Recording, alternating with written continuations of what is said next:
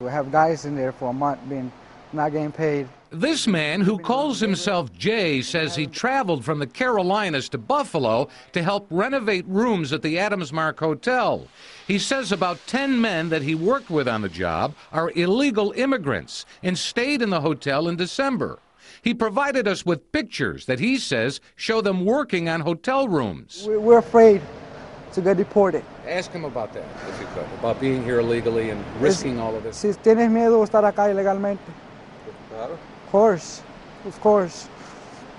He's afraid. They ask me a lot of times, if you have documentation. I'd let them know I don't have it.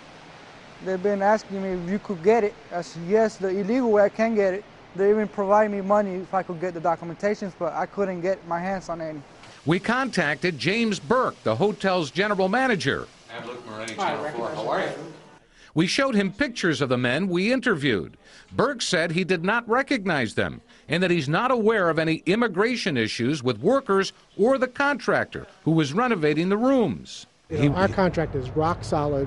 He has to have documented workers. He signed all the releases for us. We tried reaching the contractor, who Burke says is from Pennsylvania. So it's really important that he call us.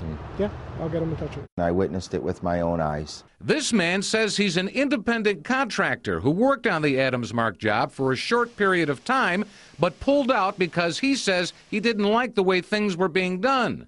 Daniel says he witnessed illegal immigrants working at the hotel. Tons of miscellaneous work in the hallways, like throwing out the garbage, wheeling it down the elevators. This is not rare. This happens a lot. We showed the interviews to Paul Brown, president of the Buffalo Building Trades Council.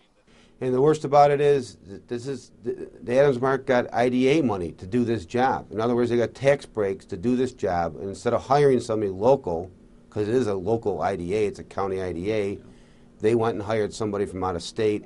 Erie County Executive Chris Collins is on the board of the Erie County Industrial Development Agency. He confirms that the Adams Mark received a sales tax exemption on materials for the upgrades. So in this case, a $5 to $6 million renovation project would potentially save $400,000 in sales tax. Collins says it's not the IDA's job to tell private companies who to hire, and says there's no requirement to use local contractors.